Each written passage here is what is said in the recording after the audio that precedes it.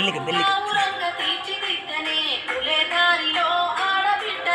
పెంచని నగాదారిలో